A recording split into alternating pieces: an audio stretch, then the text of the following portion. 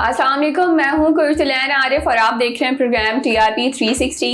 नाज़रीन, कराची से कुछ महीने कबल जो है वो एक न्यूज़ सामने आई थी कि MRDHA से एक लड़के की डेथ की खबर सामने आती है कि ये लड़का इस बिल्डिंग से गिर के मर गया। काफ़ी लोग जो है उनका ये कहना था कि इसने सुसाइड किया है। फिर उस केस की इन्वेस्टिगेशन हुई, इस केस में क्या पेशरफ्त हुई है, कोर्ट में क्या बात हुई है, आज के प्रोग्राम में इसी हवाले से बात करेंगे। हमारे साथ मौजूद हैं शबीर हुसैन। शबीर साहब, ये इस केस की हम बात करें कि पहले ये कहा जा रहा था कि लड़के ने सुसाइड किया है, फिर केस चला तो यहाँ की जो इस केस के इन्वेस्टिगेशन ऑफिसर हैं, बहुत हद तक ऐसा लग रहा है कि शौकत शाहानी साहब जैसे कोई प्रॉपर इन्वेस्टिगेशन नहीं की गई, ना तो CCTV फुटेज देखी गई है, ना तो आई विटनेस का जो बयान होता है वो लिया गया है। तो आज कोर्ट में जो कुछ हुआ जुडिशल मजिस्ट्रेट की अदालत में, उसको किस तरह से देखते हैं आप? देखिए, ये 31 जुलाई का वाक़या है, वीकेंड था, संडे की और मंडे की मॉर्निंग, दरमियानी शब, इतवार और हफ्ते और इतवार की दरमियानी शब ये वाक़या हुआ। 17वीं मंजिल पे ईमार की ये लोग रहते थे और ये लड़का कराची का मुकामी नहीं था, ये शहर से बाहर से आया था। ये सारे दोस्त ईमार में एक और दोस्त के घर में थे। कुछ कहते हैं कि वो रेंट पे रहते हैं, पेइंग गेस्ट के तौर पे रहते हैं, XYZ। और फिर हुआ ये था कि वो आपस में खेल रहे थे, कूद रहे थे या जो भी कर रहे थे, उसमें ये वाक़या हो गया। और जैसा कि उसके फ्रेंड्स बताते हैं, 6 उसके फ्रेंड्स थे उस वक्त मौजूद, 7वां ये खुद था, आदिल नाम है इसका। तो अब इन्वेस्टिगेशन, जैसा कि आपने कहा कि इन्वेस्टिगेशन ऑफिसर ने बिल्कुल वैसा ही काम किया है जो मेहदी अली काज़मी साहब की बेटी के अगवा के केस में हमारी पुलिस ने काम किया है। करना कराना कुछ नहीं, सीधे आएंगे, ला करके रिपोर्ट जमा करा देंगे अदालत के पास। अदालत पूछेगी कि ये किया तो वो नहीं किया, वो किया तो वो भी नहीं किया। जब कुछ नहीं किया तो ये चालान या ये इन्वेस्टिगेशन रिपोर्ट है क्या? तो यही हुआ कि कल अदालत ने कहा कि भाई आपने कुछ भी नहीं किया, तो आप हमारे पास ये लेकर के आ गए हैं। जैसा कि आपने कहा कि उस बिल्डिंग के जो सेक्रेटरी हैं, यानी कि उसकी वहाँ की एडमिन देखते हैं, वो आई विटनेस हैं। उन्होंने 17वीं मंजिल से उस बच्चे को नीचे आते हुए देखा है ग्राउंड फ्लोर तक।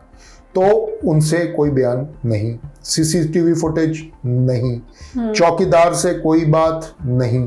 जब कुछ भी नहीं तो फिर ये रिपोर्ट किस बात की थी? और अदालत ने बिल्कुल दुरुस्त किया कि उसे मुस्तरद कर दिया। अच्छा शबीर साहब, यहाँ हम देखते हैं कि उन्होंने वो जो उनके दोस्त थे उनके नाम बाकायदा लिख के चालान में जमा कराएं। अच्छा, फिर कोर्ट की जानिब से कहा गया कि इन्वेस्टिगेशन ऑफिसर ऐसा होना चाहिए जो DSP लेवल का हो, एक अच्छा कॉम्पिटिटिव जो होना चाहिए इन्वेस्टिगेशन ऑफिसर के, जो अपना जो काम है वो सही तरह से सर अंजाम दे, क्योंकि इन्वेस्टिगेशन इस केस में हम देखते हैं बिल्कुल नहीं हुई है।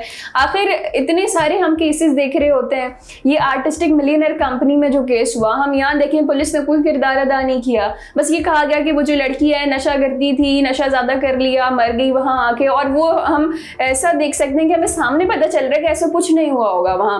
तो यहाँ अगर हम देखें कि इन केसेस में हमारी जो पुलिस का रोल है वो सही तरह के तरीके से क्यों नहीं वो अदा कर पा रहे? देखिए, पुलिस पॉलिटिसाइज्ड है, करप्ट है। करप्शन जो है वो यहाँ पे हर चीज में पनप रही है। तो आर्टिस्टिक मिलियनर्स का तो हमने खुद इस खबर दी थी कि 2 करोड़ रुपए देकर के उन्होंने सेटल किया इशू।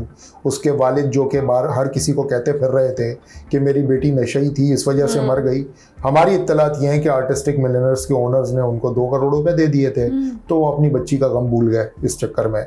यहाँ पर अब क्या हो रहा है, यहाँ पे देखें, ये केस जो है ना, ये ईमार जो है, आप कराची में रहती हैं, मैं कराची में रहता हूँ, डिफेंस के भी महंगे तरीन अपार्टमेंट्स में से ये अपार्टमेंट है। यहाँ पे सिर्फ अगर आप रेंट पे भी फ्लैट, 2 बेडरूम्स का फ्लैट लेने जाएंगी तो वो लाखों रुपए में आपको मिलेगा रेंट पे माहाना, और करोड़ों रुपए की तो ये जायदाद है। तो अब ये केस भी इसी तरह का बनता चला जा रहा है। अगर बिल फर्ज, इसके 2 सिनेरियोज हो सकते हैं ना। एक सिनेरियो ये है कि बच्चा गिर के मर गया, ठीक है, तो इसमें रोल आ जाता है, सवाल शुरू हो जाता है कि जी इंतजामिया जो ईमार की थी या ईमार के जो लोग थे, करता धरता है, उन्होंने ऐसा क्या किया कि ये बच्चा गिर गया और ये हो गया, ठीक है। उन पे सवाल उठता है तो वो भी पैसे दे सकते हैं और मामला दबाने के लिए पुलिस को वो कर सकते हैं। फिर वो जो 6 बच्चे हैं जिन पे इल्जाम आ रहा है कि उन्होंने ऐसा कुछ किया या उन्होंने उसको कुछ खिला दिया कि वो गशी में आकर के नीचे चला गया, उनके वो अगर वहां ईमार में रह रहे हैं तो इसका मतलब है वो कोई अच्छे साउंड फाइनेंशियल बैकग्राउंड से थे, तो वो भी कुछ ना कुछ करके। तो हर सूरत में पुलिस का रोल ड्यूबियस इसलिए हो जाता है कि हमारे यहाँ पुलिस के बारे में एक परसेप्शन है, और बिल्कुल गलत नहीं है, वो बिल्कुल दुरुस्त है कि ये माल लगा दो इनको, ये केस अपने तौर पे बना देते हैं जो भी बनाना हो। तो यही वो मामला है जो यहाँ पर भी नजर आ रहा है। और शबीर साहब, यहाँ हम बात करेंगे कितने सारे इस किस्म के केसेस हमारे सामने आते हैं, हम देख भी रहे होते हैं। नाजिम जोकियो कत्ल केस हमारे सामने आया, किस तरह से उसमें कौन लोग इन्वॉल्व थे।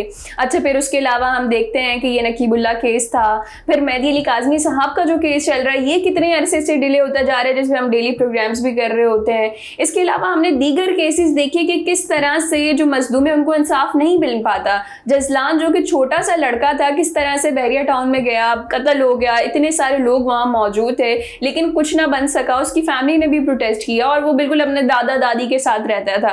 तो यहाँ किसी को भी मार के चले जाना बड़ा आसान है। और क्या हमारा निज़ाम इंसाफ देखिए, फिर उस पर बात आ जाती है, जो हमारा जस्टिस सिस्टम है कि वो सिर्फ उसके पास इतना ही है कि अगर कोई गरीब है या कम पैसे वाला है तो सिर्फ वो उसी को जो है वो कटेरे में लाके खड़ा कर सकते हैं, जो पावरफुल है उन पर कुछ नहीं चल सकता। जी, हमारा निज़ाम इंसाफ कुछ इस तरह का है, खासतौर से ये जो लोअर जुडिशरी है, जहाँ ये केस लगा हुआ है, जहाँ मेहदी अली काज़मी साहब की साहबजादी का केस लगा हुआ है, जहाँ जजलान का केस लगा हुआ है, जहाँ नाजिम जोकियो का केस लगा हुआ है, जहाँ नकीबुल्ला महसूद का केस लगा हुआ है, यहाँ पर निज़ाम इंसाफ और अदालतें और पुलिस, इनका एक गठजोड़ होता है। ये गठजोड़ मिल करके या तो आपको इंसाफ देता है या आपके साथ नाइंसाफी होती है। और ज्यादातर केसेस में नाइंसाफी होती है, क्योंकि जो पावरफुल पार्टी होती है, जो बहुत ही ज्यादा पैसे बहा सकती है, उनको इंसाफ मिल जाता है और वो नाइंसाफी पे चले जाते हैं। तो इसी तरह से ये माशरा तनज़्ज़ुली का शिकार है। ये मुल्क जो तनज़्ज़ुली का शिकार है, वो हजरत अली का कौल है ना कि नाइंसाफी का निज़ाम नहीं चल सकता, कुफर का निज़ाम चल सकता है। या विंस्टन चर्चिल ने कहा था कि जब वर्ल्ड वॉर 2 लगी थी, उसको उसके कमांडर ने आकर के बोला कि इंग्लिस्तान पे हमला हो गया है, अब क्या करना है। तो उसने सिर्फ एक बात पूछी थी, क्या हमारी अदालतें आज़ाद हैं और इंसाफ दे रही हैं? तो उसने कहा जी। तो उसने कहा बस हम जीत जाएंगे, कोई मसला नहीं। और वो जीत गए थे। तो ये है वो सिस्टम, और यहाँ वो सिस्टम नहीं है। इसीलिए इस मुल्क में हर सतह के ऊपर जो है वो तनज़्ज़ुली है।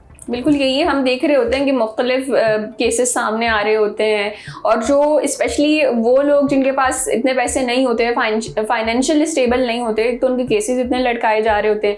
और अगर खुदा न ख्वास्ते सामने वाली पार्टी के पास ज़्यादा पैसे हैं तो वो जीत जाती है। तो ये चीज़ जो है ये बहुत कॉमन सी हो गई है। पहले लोग बात नहीं करते थे, लेकिन अब ये क्योंकि चीज़ें खुल के सामने आने लग गई हैं, और हमेशा हमारी उम्मीद यही होती है कि जिसके साथ जुल्म हुआ है उसको इंसाफ भी मिलना चाहिए, और हमारा ये जो निज़ाम इंसाफ है ये बेहतर हो सके।